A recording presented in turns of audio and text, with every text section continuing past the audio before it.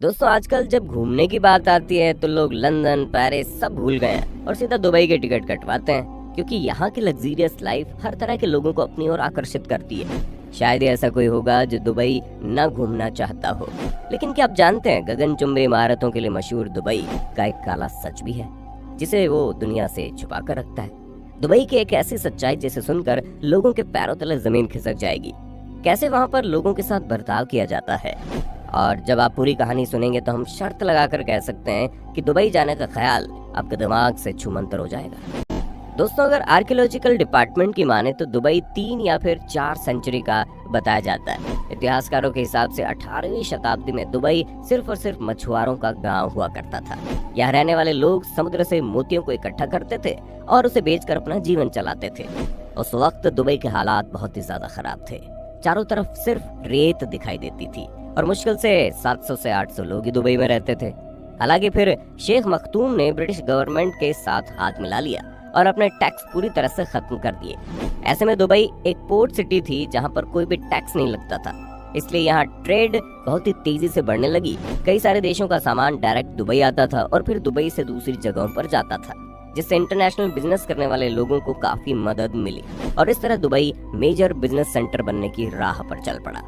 लेकिन फिर आया साल 1920 जब मार्केट में आर्टिफिशियल पर्ल्स यानी कि आर्टिफिशियल तौर पर बनाए जाने वाले मोती इंट्रोड्यूस किए गए, जिनकी चमक और खूबसूरती बिल्कुल असली मोती की तरह थी और इन्हें बनाने के लिए किसी भी जानवर को नुकसान नहीं पहुंचाना होता था। जब ये कॉन्सेप्ट लोगों के दिमाग में आया तो लोग असली मोती से ज्यादा इस आर्टिफिशियल मोती पर ध्यान देने लगे, जिस वजह से दुबई की हालत खराब होती चली गई। लेकिन फिर वहाँ की सरकार ने सोचा कोई बात नहीं, हम दुबई में कुछ ऐसी चीजें बनाकर तैयार करेंगे जिससे लोग यहाँ आने के लिए बेताब रहें।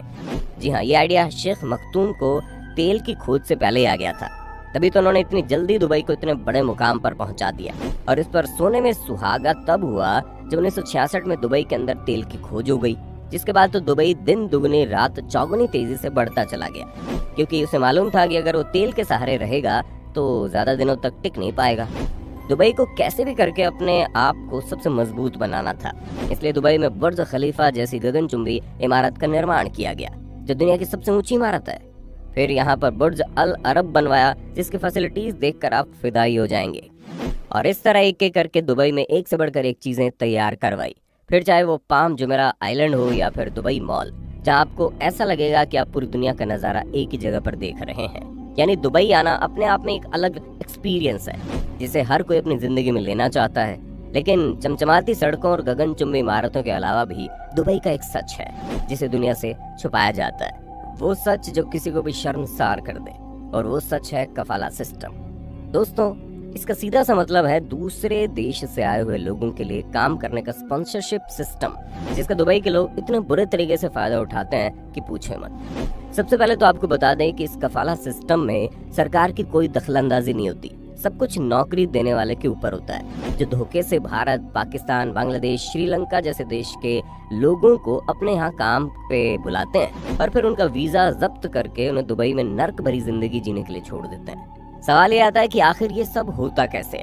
तो दोस्तों हमारे देश की बेरोजगारी का हाल तो आप जानते ही हैं। ऐसे में नौजवानों को लगता है कि अगर वो दुबई जाकर काम करेंगे तो अपने देश से ज्यादा बेहतर कमाई कर सकेंगे। इसी लालच में लोग दुबई आते हैं और वहाँ आकर फंस जाते हैं, क्योंकि पहले तो भारत या फिर अलग अलग देशों में दुबई में काम देने वाले लोगों के एजेंट मौजूद होते हैं। ये एजेंट बेरोजगार लोगों से बोलते हैं कि तुम हमें इतना पैसा दो कि हम तुम्हारा वीजा बनवा देंगे, जिसकी मदद से तुम दुबई में आराम से काम कर सकोगे और तुमको अच्छी सैलरी भी मिलेगी।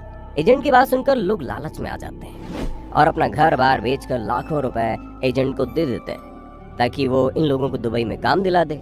लेकिन इतना सारा पैसा खर्च करने के बावजूद जब वो दुबई पहुंचते हैं तो नज़ारा कुछ और ही देखने को मिलता है। बड़े बड़े इंडस्ट्रीज में काम मिलने के बहाने से उन्हें बकरी चराने के काम पर लगा दिया जाता है, वो भी दुबई की तपती गर्मी में।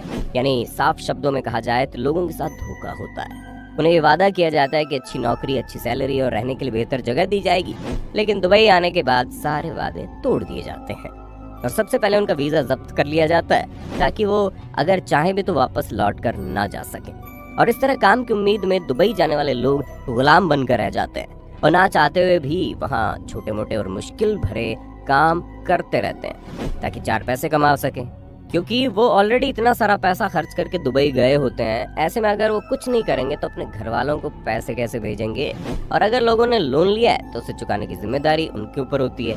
इन सारी चीजों की वजह से लोग दुबई जाने के बाद गुलामी भरी जिंदगी जीने पर मजबूर हो जाते हैं। एक तरफ तो इन लोगों से 14 घंटे काम करवाया जाता है, वहीं दूसरी तरफ इन्हें रहने के लिए ढंग की जगह भी नहीं मिलती।